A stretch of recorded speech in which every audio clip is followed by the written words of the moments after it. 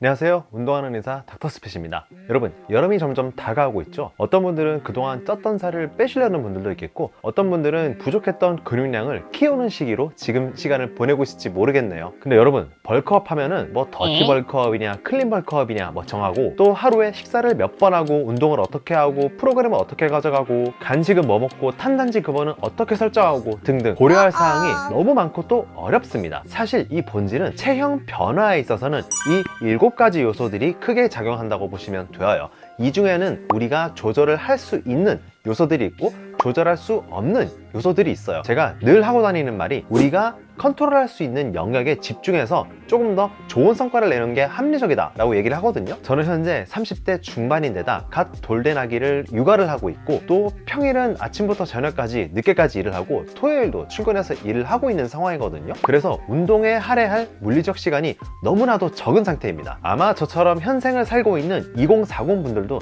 다들 비슷하실 거예요. 그러니까 우리는 우리가 할 수 있고 조절할 수 있는 요소에 조금 더 집중을 하는 게 낫겠죠. 즉, 운동과 식단, 이 두 가지를 잘 조절하는 것이 좀 더 나은 몸을 만드는 지름길이 될 것입니다. 저는 새로운 목표가 생겨서 벌크업 4주차를 지금 보내고 있는데요. 와, 진짜 집 밖에서 밥 잘 챙겨 먹는 게 좀 어렵더라고요. 요즘 뭐 각종 프로틴바나 간식거리들이 워낙 잘 돼 있어서 망정이지, 그거 아니었으면 벌크업 시도도 못했을 거예요. 어떤 제품을 얼만큼 또 언제 먹을지 아마 이런 걸 알기가 좀 어려우셨을 겁니다. 그래서 오늘은 벌크업을 위한 먹는 가이드, 그리고 영상 말미에는 제가 개인적으로 선호하는 간식 탑4 알려드리도록 할게요. 자, 벌크업 이야기를 할 때 얼마나 먹어야 돼? 이거 정말 사람마다 다릅니다. 현 체중, 근육량, 성별, 운동 횟수, 운동 강도, 이런 것들을 다 고려를 해야지 정확하게 말씀을 드릴 수 있겠지만, 대충 자기 현재 체중에 대비해서 운동 안 하는 날, 운동 약하게 한 날, 적당히 한 날,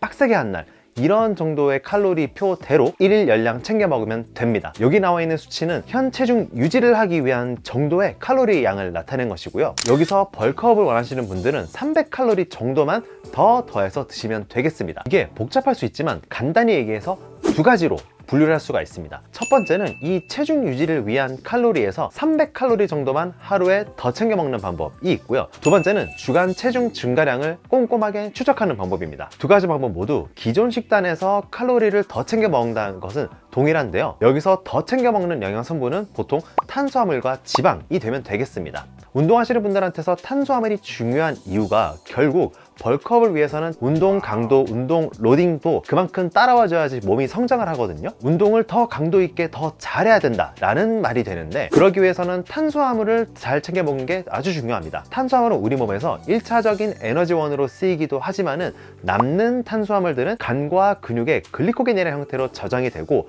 또 그래도 남는 애들은 지방으로 저장이 되거든요. 근데 우리가 고강도의 웨이트 운동을 하거나 할 때 가장 잘 쓰이는 에너지원이 근육 글리코겐이에요. 그래서 근육 글리코겐이 풍부하면 풍부할수록 우리가 더 힘을 내서 운동을 할 수가 있고, 근육도 퀄리티 있게 자극을 줄 수가 있거든요. 그러니까 벌크업을 원하시는 분들은 밥 양도 몇 끼마다 50에서 100g씩 늘려서 섭취하는 걸 저는 개인적으로 권장을 드리고요. 그런데 한 번에 탄수를 너무 많이 먹게 돼버리면은 확률상으로 남는 애들이 지방세포로 가서 저장이 될 가능성이 높아지게 됩니다. 그렇기 때문에 전 개인적으로 하루에 3끼 골고루 나눠서 먹던지, 그래도 탄수를 충분히 챙기지 못하겠으면은 간식으로 한두 번 더 추가로 섭취를 하라고 권장하고 있어요. 그리고 많이들 벌크업 할 때 단백질을 더 많이 먹어야 되지 않느냐 라고 하시는데, 일반적으로 체중의 1.6에서 2까지만 먹어도 충분하다고 하고요. 그 이상 단백질을 먹어도 근합성 자체에는 유의한 차이가 없다는 연구가 지배적입니다. 만약에 탄수화물과 단백질만으로 칼로리 채우는 게 좀 부족하겠다 싶으신 분들은 그 목표 칼로리까지 지방을 좀 더 챙겨 먹는 게 더 유리할 수가 있고, 식단할 때 지방이 들어가면 음식이 더 맛있어지니까요. 지방도 적당히 챙겨 먹는 게 좋습니다. 그리고 두 번째는 체중 변화 정도를 체크하면서 체계적으로 모니터링하기. 이게 귀찮긴 하지만 훨씬 정확한 방법이 될 수가 있어요. 완전 초보분들이 아니고서야 벌크업 하는데 일주일에 체중이 막 1, 2kg씩 팍팍 증가한다면 아마 지방이 꼈을 가능성이 훨씬 더 높거든요. 근육량이 늘어나는 속도에 비해서 지방이 늘어나는 속도가 훨씬 더 빠르기 때문이에요. 그래서 일주일마다 기존 몸무게에서 0.25 내지 0.5% 가량씩 증량하는 게 체지방 끼는 걸 최소화시키고 근육량 합성을 최대화시키는 이상적인 속도라고 합니다. 만약에 이보다 빠르게 는다면 눈바디, 인바디 꼼꼼하게 체크를 해가지고 식단과 운동량을 재조정하는 걸 고려해 보셔야 돼요. 자, 그럼 식단을 언제 먹느냐? 사실 벌크업은 먹는 걸로만 이루어지는 게 아니라고 했죠. 운동량이나 강도가 못 따라오면은 살만 죽죽 늘 수가 있습니다. 그래서 영양, 운동 자극, 휴식 자극까지 이 3박자가 골고루 맞아야지 근육이 클 수가 있어요. 다이어트나 벌크업 하시는 분들은 이 인식은 꼭 바꾸시는 게 좋습니다. 뭐냐 하면 식사는 체중을 늘리는 행위가 아니라 다음번 운동을 위한 에너지 충전 그리고 근육을 만드는 행위다 라는 걸 꼭 알고 계셔야 돼요. 그거 아니고서야 벌크업?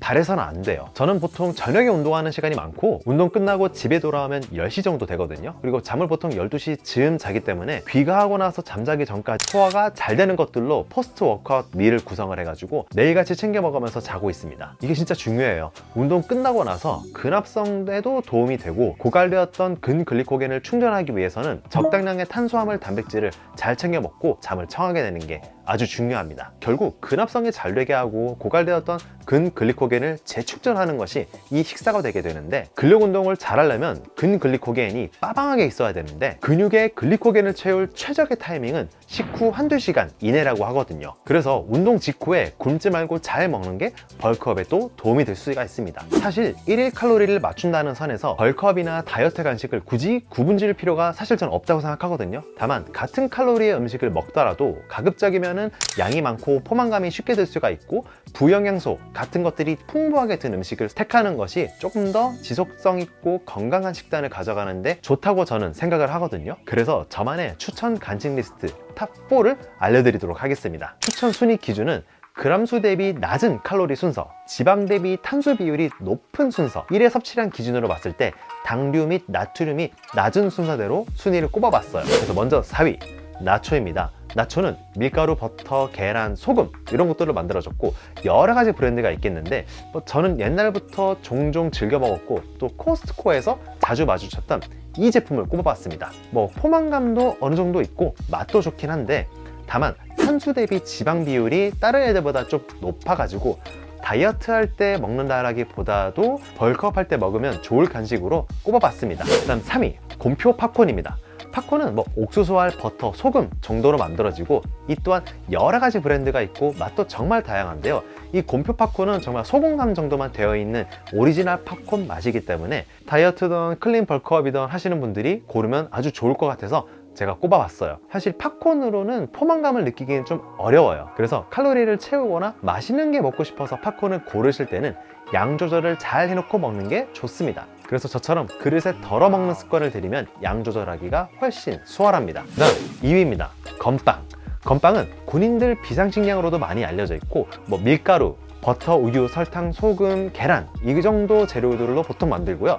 고소해서 이건 그냥 먹어도 맛있어요. 시중에 판매하는 것들은 대부분 한 봉지 분량으로 팔기 때문에 들고 다니면서 언제 어디서든 편하게 드실 수가 있어요. 시중에 튀긴 건빵, 카라멜 건빵 이런 것들이 있는데 역시 지방과 당 섭취를 높일 수 있으니까 오리지널 맛을 고르는 게 좋습니다. 건빵은 탄수 대비 지방 함량이 또 낮은 편이라서 탄수 로딩을 하거나 칼로리 채우고 싶은데 지방은 좀 조절하고 싶은 분들이 선택하기에 아주 좋습니다. 그리고 대망의 1위 위트빅스. 이게 톱밥처럼 생겨가지고 생소하신 분들도 좀 있겠지만 잘 먹고 다이어트 하고 싶은 사람, 벌크업 하고 싶은 사람 모두에게 아주 좋아요. 잘 부스러지긴 하지만 스틱으로 포장되어 있어가지고 반찬통 같은 데에다가 넣어서 들고 다니기 좋고요. 대여섯 개 먹으면 밥 한 그릇이랑 탄수가 비슷하고요. 이게 통밀로 만들어져서 식이섬유, 비타민 이런 것들이 풍부하게 들어있어서 좋습니다.